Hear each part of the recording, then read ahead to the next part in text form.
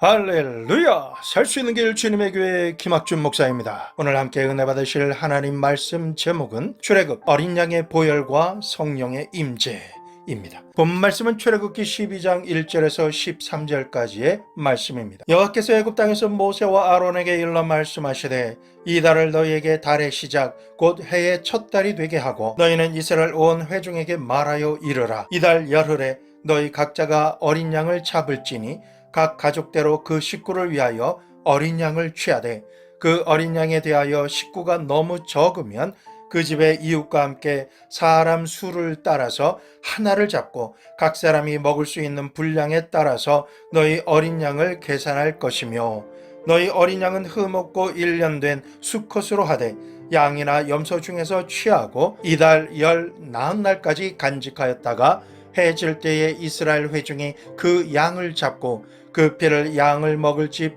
좌우 문설주와 임방에 바르고 그 밤에 그 고기를 불에 구워 무교병과 쓴 나물과 아울러 먹되 날것으로나 물에 삶아서 먹지 말고 머리와 다리와 내장을 다 불에 구워 먹고 아침까지 남겨두지 말며 아침까지 남은 것은 곧 불사르라. 너희는 그것을 이렇게 먹을지니 허리에 띠를 띠고 발에 신을 신고 손에 지팡이를 잡고 급히 먹으라. 이것이 여호와의 유월절이니라. 내가 그 밤에 애굽 땅에 두루다니며 사람이나 짐승을 막론하고 애굽 땅에 있는 모든 처음 난 것을 다 치고 애굽의 모든 신을 내가 심판하리라. 나는 여호와라. 내가 애굽 땅을 칠 때에 그 피가 너희가 사는 집에 있어서 너희를 위하여 표적이 될지라. 내가 피를 볼 때에 너희를 넘어가리니 재앙이 너희에게 내려 멸하지 아니하리라. 이스라엘 백성은 애굽에서 430년 동안 종살이를 하면서 바로 왕의 핍박을 인해 고통과 괴로움을 참다 못해서 야훼 하나님께 부르짖어 기도드렸습니다. 하나님께서는 그 기도와 울부짖음을 들으시고 광야에서 모세를 불러내셔서 애굽으로 건너가 300만 이스라엘 백성을 구출해 내도록 명하셨습니다. 하나님으로부터 보냄을 받은 자 모세가 이스라엘 백성을 애굽으로부터 떠나게 하려고 하나님의 메시지를 바로 왕에게 전달하지만 그는 처음부터 완강하게 거부합니다. 하나님의 뜻을 강팍하게 거부하는 바로 왕과 애굽에 하나님께서 재앙이 임하게 하시지만 거듭거듭 그 마음을 완악하게 하고 강팍하게 함으로 내보내겠다라는 약속을 반복해서 어기는 바로에게 하나님께서는 마지막으로 재앙을 내리시는데 애굽에 있는 우양의 첫 태생뿐만 아니라 바로 왕의 장자부터 감옥에 있는 죄수의 장자까지 모두 다 죽이시는 재앙을 내리시겠다라고 말씀하셨습니다. 그런데 이 죽음이 애굽 전역에 임할 때 한 가지 징표가 없으면 애굽인이나 불순종하는 이스라엘 백성 할 것 없이 모두가 죽임을 당하게 된다라는 것입니다. 이 징표는 어린 양의 피라고 하셨습니다. 하나님께서 모세에게 이스라엘 백성이 자신과 그 가족의 인원수에 따라 어린 양 한 마리씩 취하게 하셨고 잘 간수해 두었다가 하나님께서 정하신 지나가게 하신다라는 의미의 유월절 절기에 어린 양을 잡고 그 피를 양푼에 받아서 우슬초를 가지고 해지기 전에 집 문설주와 임방에 바르라고 하셨습니다. 이 말씀에 순종하여 어린 양의 피를 바른 집은 내가 피를 볼 때에 너희를 넘어가리니 재앙이 너희에게 내려 멸하지 아니하리라 라고 말씀하셨습니다. 어린 양을 잡고 급하게 떠날 사람처럼 여정이 필요한 짐을 끌고 어깨에 짐을 메고 지팡이를 손에 쥐고 신을 신고 양을 불에 굽되 머리부터 내장까지 하나도 남김없이 불에 구워서 온 식구가 나누어 먹으라 라고 하셨습니다. 첫째, 어린 양의 피입니다. 애굽의 압제에서 벗어나 하나님께서 약속하신 언약의 땅을 향해서 출발하기 위해서는 우리가 제일 먼저 준비해야 할 것이 무엇일까요? 그것은 바로 죽을 수밖에 없는 자신의 생명을 대신해서 십자가에서 죽으신 어린 양 예수 그리스도의 피인 것입니다. 생명은 피에 있다라고 하나님 말씀하십니다. 어린 양의 피를 의지하지 않는 애굽의 모든 첫 태생인 장자들이 죽고 심지어 가축의 첫 태생까지도 죽을 때 어린 양의 피를 의지하며 말씀에 순종해서 그 피를 바른 이스라엘 백성의 장자들은 살 수 있었습니다. 이 재앙으로 인해 애굽 전국에 애통하는 소리가 진동합니다. 바로 왕의 장자가 죽게 되자 완악하던 바로 왕도 자신의 고집을 포기하고 모세와 아론을 불러서 이스라엘 백성을 모두 데리고 애굽을 속히 떠나갈 것을 명령하였습니다. 지금 우리가 믿고 의지하는 아무런 힘과 티가 없으신 예수님께서 우리를 살리시려 친히 유월절 어린 양이 되어주셔서 십자가에 달려 죽으시고 피와 물을 다 쏟으신 것입니다. 예수님의 흠이 없는 보배로운 피는 예수님의 생명 그 자체입니다. 이 생명을 받아 마시면 죽을 수밖에 없는 우리에게 죽음의 재앙이 지나가고 하나님과 화목하게 되어서 영원히 살 수 있는 생명을 받게 되는 것입니다. 하나님의 보좌 앞으로 나아가면 죽을 수밖에 없는 우리가 회개를 상징하는 우슬초에 피를 찍어 문에 바르면 죽음이 지나가듯 예수님의 보혈을 의지하며 회개할 때 죽을 수밖에 없는 죄와 허물이 덮여지고 정결하게 씻겨집니다. 우리가 어린 양의 보혈을 의지하여 하나님 앞에 회개하며 나가면 하나님께서는 이사야서 43장 25절 나 곧 나는 나를 위하여 내 허물을 도말하는 자니 내 죄를 기억하지 아니하리라 라고 말씀하시며 우리의 허물을 없애주시고 죄를 기억하지 아니하시는 분이십니다. 그리고 어린 양 예수 그리스도의 보혈의 능력과 권세는 애굽의 바로왕처럼 억누르고 고통을 주며 모든 것을 빼앗고 조종하며 죽음의 두려움으로 협박하는 악한 원수 마귀를 우리의 영혼과 육신과 삶에서 완전히 끊어내 주시고 떨어져 나가게 하시며 소멸시켜 주시는 능력이 되어 주십니다. 뿐만 아니라 그동안 죄와 허물로 결박하여 만사불통이 되게 했던 어둠의 세력이 그 권리를 포기하고 떠나가게 되므로 예수님의 보혈로 덮여진 사람에게는 능력 주시는 하나님의 지혜와 지식과 재능과 권능의 영이 임하게 됩니다. 그러면 삶의 모든 영역에서 성취하게 되고 승리하게 되며 하나님께 영광 돌리는 자가 되는 것입니다. 매일 매순간 하나님께서 예비하신 적과 꿀이 흐르는 가나안 천국을 향해서 결박의 자리에서 끊고 일어나 전진하며 행진할 수 있게 되는 것입니다. 이 모든 것이 예수님의 보혈의 능력에서 나오는 것입니다. 예수님의 보혈은 이처럼 구원과 축복을 위한 처음과 나중이라 할 만큼 중요하기 때문에 보혈을 믿지 않고 의지하지 않는 사람은 하나님의 백성이라 할 수 없습니다. 보혈의 능력을 믿으십시오. 십자가 보혈의 능력을 인정하고 증거되는 곳에 죽은 자 가운데서 살리신 성령 하나님의 능력과 기적이 임하시고 역사하게 되는 것입니다.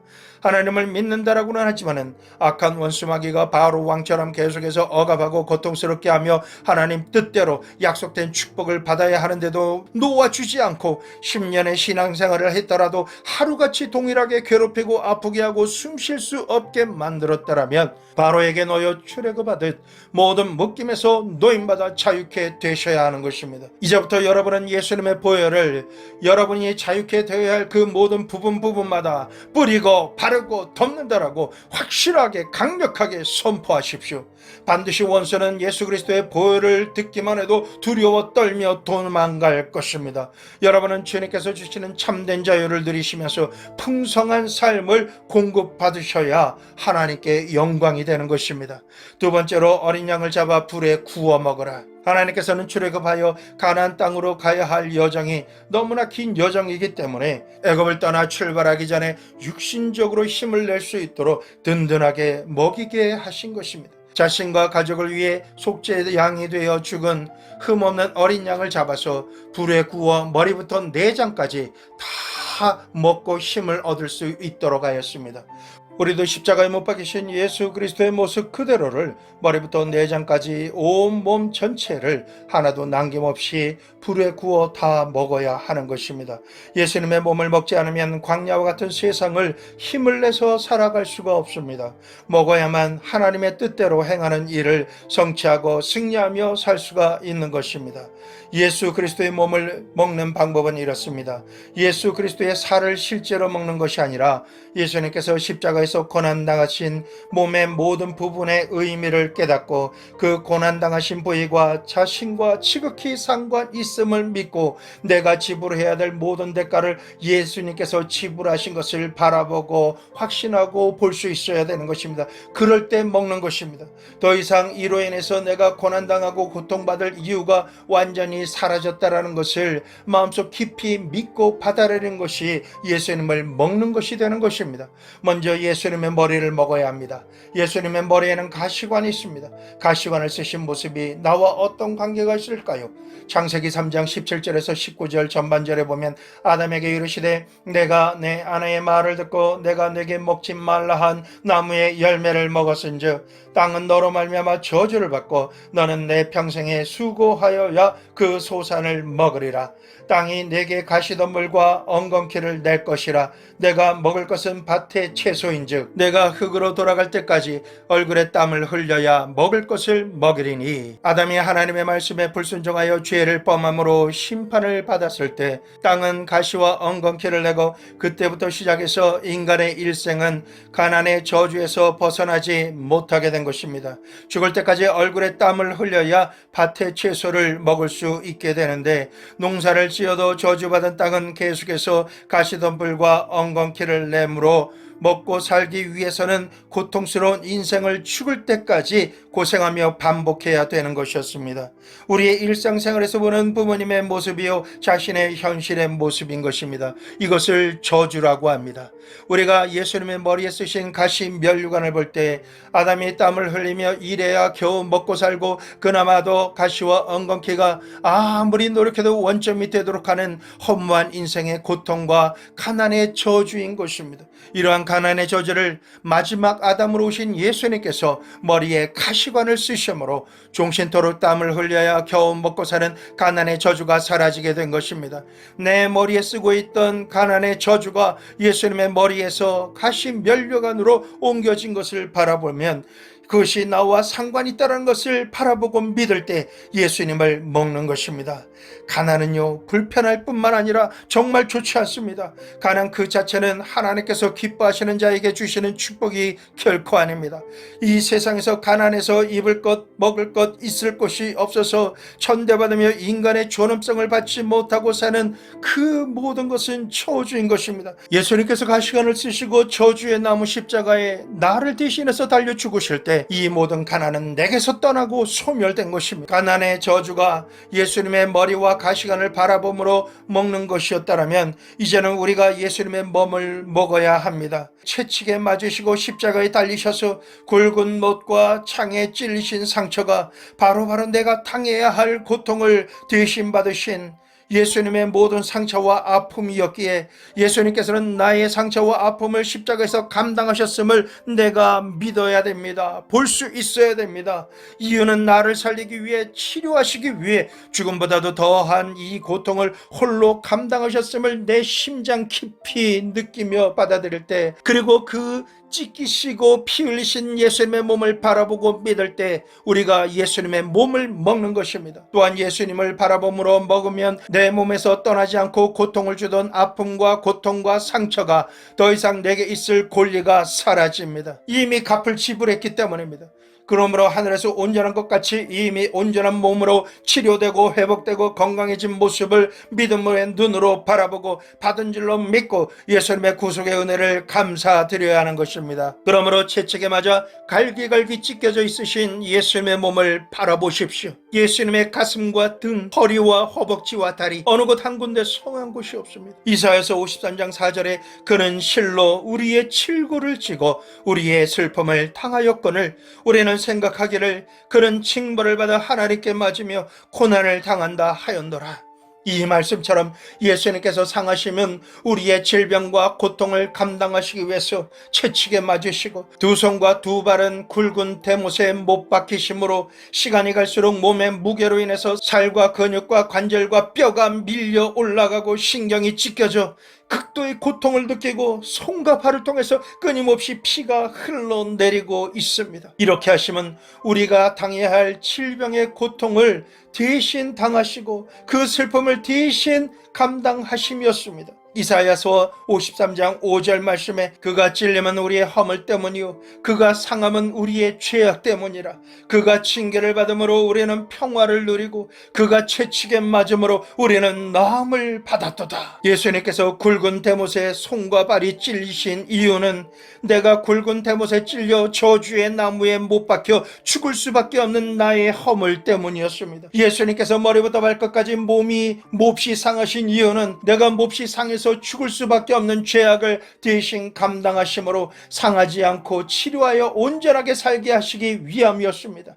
내가 하나님과 사람에게 징계를 받아 두려움과 수치심과 버림받음으로 죽음보다 더한 생존을 위해 겨우겨우 살아나갈 나를 대신해서 아무런 죄가 없으신 예수님께서 징계를 받으시고 십자가에 달리실 때 우리는 더 이상 하나님께 징계받는 자가 아니라 하나님과 화목하게 되어 세상에서 살 때도 세상이 줄 수 없는 평화를 누리며 살 수 있게 되었습니다. 무엇보다 예수님께서 갈고리가 달린 채찍에 맞으실 때 온몸의 살과 근육과 혈관이 산산조각 찢겨져 나가고 정맥과 동맥의 혈관이 끊어짐으로 피가 솟구치고 굵은 섬지 피가 온몸에 흘러나와 채찍에 맞으신 자리를 가득 채웠습니다. 이런 질병과 상처와 장애로 고통받을 나를 대신해서 마치 도살장에 끌려가는 어린 양처럼 묵묵히 모든 것을 감당하신 것입니다. 예수님께서 이와 같이 고난을 당하시면 내가 치료받아야 할 몸의 모든 부분을 치료하시기 위해서 채찍에 맞으신 것입니다. 그것을 바라봄으로 먹어야 됩니다.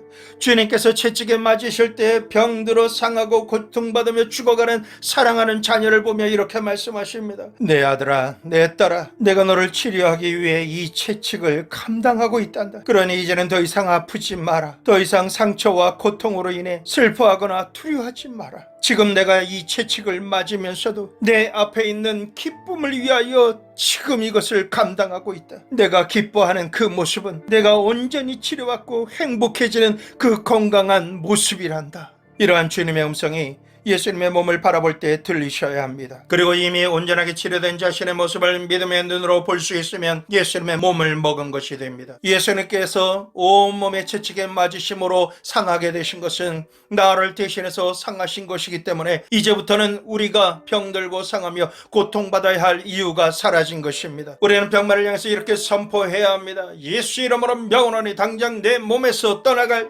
지어다. 반대로 악한 병마가 내 몸과 마음과 영혼에 병들게 할 그 어떤 권리도 없어졌다는 것을 믿으셔야 합니다. 그동안은 내 죄와 허물로 인해 합리적으로 들어와 역사했다 할지라도 이제는 예수 그리스도의 십자가 보혈의 공로로 말미암아 합법적으로 그는 권리가 박탈된 것입니다. 그러니 그는 예수 그리스도의 십자가 보혈로 선포할 때 두려워 소리치며 떠나가야 할 대상이 된 것입니다. 질병 그 자체는 하나님께서 절대로 원하시는 것이 아닙니다. 병들어서 자기 자신과 가정이나 사회나 국가에 침이 된다면 이것은 결코 축복이 아니기 때문입니다. 예수님의 몸을 바라봄으로 내가 상해할 질고를 나를 사랑하시고 나를 살리시기 위해 생명까지 내어주신 예수님의 은혜에 감격하여 병들게 되었던 죄와 죄악과 허물과 용서하지 못했던 저주들을 예수님의 이름과 십자가 보혈의 공로를 힘입어 온전히 회개하며 하나님 나아갈 수 있게 된다면 하나님께서 치유의 언약의 말씀 한 말씀만 선포해 주셔도 우리는 그 말씀을 믿음으로 받기만 하면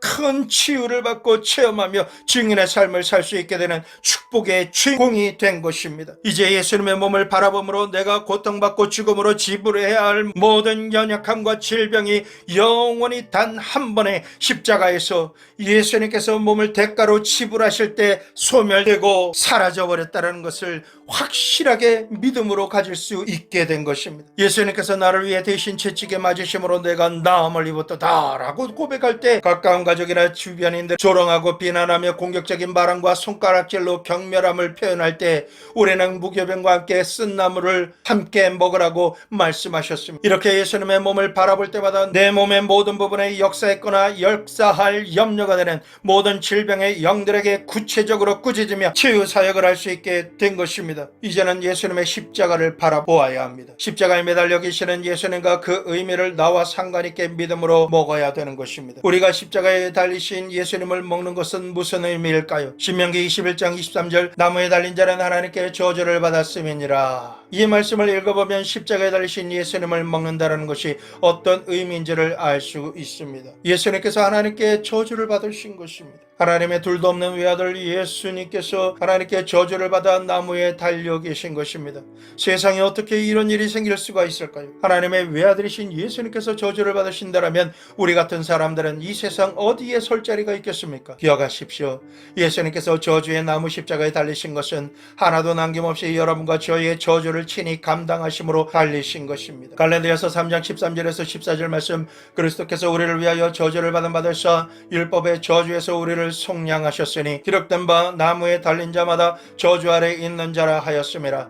이는 그리스도 예수 안에서 아브라함의 복이 이방인에게 미치게 하고 또 우리로 하여금 믿음으로 말미암아 성령의 약속을 받게 하려 함이라. 우리의 저주를 대신 받으심으로 나무에 달리신 예수님을 바라보며 나의 저주가 십자가에 달리신 예수님께로 옮겨졌음을 정확히 바라보고 믿음으로 확신하며 저주의 십자가에 달리신 예수님을 우리가 먹어야 하는 것입니다. 이 바라봄의 법칙은 예수님을 먹는 너무나 중요한 방법입니다. 나무에 달리신 예수님을 먹음으로 내가 율법의 저주에서 해방되었습니다.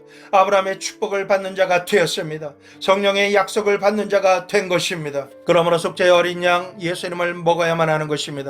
오늘날 지금이라는 시간에 예수님을 바라봄으로 먹지 않고서는 언약의 땅을 향해 갈 수 없습니다. 힘을 얻을 수 없습니다. 성령 하나님과 동행하며 행진할 수 없고 성취할 수 없으며 승리할 수 없는 것입니다. 예수님의 보배로운 피로 말미암아 악한 원수 마귀의 올무와 사슬에서 노임받고 마귀의 손아귀에서 놓여놨다 할지라도 광야 같은 이 세상 지나갈 때 가난에서 벗어나 부유하게 되고 질병에서 고침받아 건강하게 되며 저주에서 벗어나 아브라함의 축복을 받아 영원히 잘되며 육신이 강건하고 행하는 모든 일에 형통하게 되며 풍성한 생명을 소유하는 성령님의 능력을 우리가 받고 소유해야 하는데 예수님을 믿고 먹지 않으면 이 모든 것이 불가능하고 무엇보다도 하나님께서 인정하시지 않으십니다. 예수님의 십자가 보혈의 공로를 우리가 믿고 먹어야 예수님께서 성취하신 영원한 생명의 길을 가고 부족함이 없는 풍성한 삶을 살 수 있게 되는 것입니다. 그러므로 양심과 생각과 마음의 문설주에 재앙과 저주와 죽음이 들어오지 못하도록 예수님의 보혈을 순종함으로 바르십시오.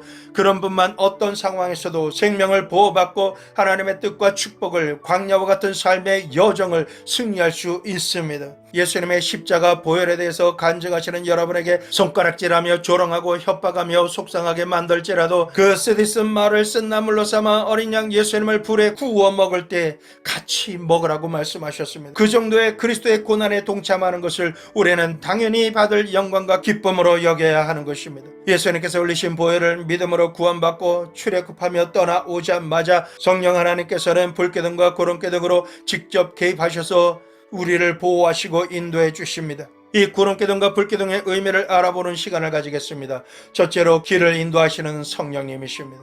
성령 하나님은 언약의 땅인 가나안으로 이스라엘 백성을 인도하시기 위해서 임하시는 것입니다. 우리에게 성령님이 임하셔야 하는 절대적인 이유는 하나님께서 약속하신 장소로 성령님만이 인도하실 수 있기 때문입니다. 길이 없는 광야에서도 약속의 땅 가나안을 향해 어느 방향으로 가야 할지 그 길을 찾을 수 없고 보호받을 수 없으며 여정을 위해 필요한 모든 물자를 공급받을 길이 없기 때문에 매일 매순간 성령님의 임재는 밤낮 없이 숨쉬는 산소처럼 절대적으로 우리에게 필요했습니다. 성령 하나님만이 낮에는 구름기둥으로 시원하게 밤에는 불기둥으로 따뜻하게 인도하십니다. 거칠고 황량하며 부족하고 위험한 광야를 안전하고 부족함 없이 지나갈 수 있도록 인도하실 수 있으십니다. 지금 우리의 삶의 현실도 성령께서 모든 날 모든 시간 우리와 동행하셔서 앞서 인도하심으로 보호하시고 공급해 주셔야만 세상 끝날까지 주님의 뜻을 이루기 위해 우리가 걸어가야 할 길을 마침내 완주할 수 있게 되는 것입니다.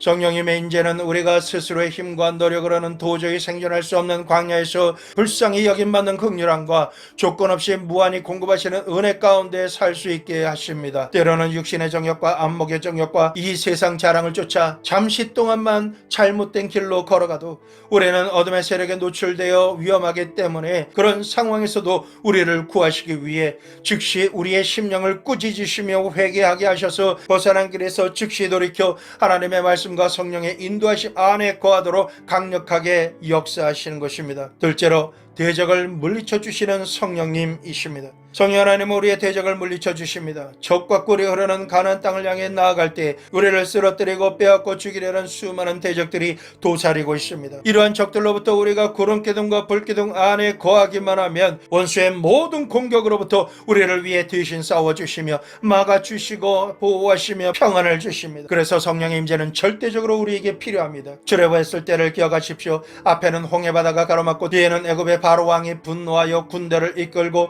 잡아 죽이려고 달려오는 상황은 초비상 상황입니다. 이스라엘 사람들의 입장으로서는 어찌해볼 도리가 없는 진퇴양난의 상황이었습니다. 앞으로 나아갈 수도 없고 뒤로 물러날 수도 없는 막막함과 두려움이 공존하는 사이에 있었던 것입니다. 건널배나 다리가 없고 잡으러 오는 대적을 상대할 아무런 무기가 없는 이스라엘 백성들이 생각할 수 있는 것은 물에 빠져 죽거나 군대에 잡혀서 죽을 수밖에 없는 것입니다. 이런 상황에 모세는 기도하였고 하나님께서는 이렇게 응답하십니다. 출애굽기 14장 13절 16절 모세가 백성에게 이르되 너희는 두려워 말고 가만히 있어서 여호와께서 오늘날 너희를 위하여 행하시는 구원을 보라. 너희가 오늘 본 애굽 사람을 또다시는 영원히 보지 못하리라. 여호와께서 너희를 위하여 싸우시리니 너희는 가만히 있을지니라. 여호와께서 모세에게 이르시되 너는 어찌하여 내게 부르짖느냐. 이스라엘 자손을 명하여 앞으로 나가게 하고 지팡이를 들고 손을 바다 위로 내밀어 그것으로 갈라지게 하라. 이스라엘 자손이 바다 가운데 육지로 행하리라. 이스라엘 백성에게는 아무런 답이 없는 상황에서 좌절하며 당혹감을 감출 수 없었을 때 하나님께서 친히 대적을 물리치시고 홍해바다를 모세가 가르고 나갈 수 있도록 역사하여 주셨습니다. 지금도 우리의 대적을 막으시고 물리쳐 주시며 갈 수 없는 한계점에 있는 길을 살 길로 열어주시는 동일하신 하나님께서 우리와 동행하십니다. 이 말씀 이후에 이스라엘을 앞서 행하던 구름기둥과 불기둥이 갑자기 방향을 틀어서 이스라엘 백성과 애국 군대 사이에 구름으로 가로막아 칠흑같이 어두운 암흑으로 만들어 앞을 못 보게 하고 별기둥으로 앞을 가로막아 감히 넘어올 엄두를 못 내도록 만드셨습니다. 이스라엘 백성이 홍해를 건널 수 있도록 대적의 공격으로부터 완벽하게 막아주시고 지켜주신 것입니다.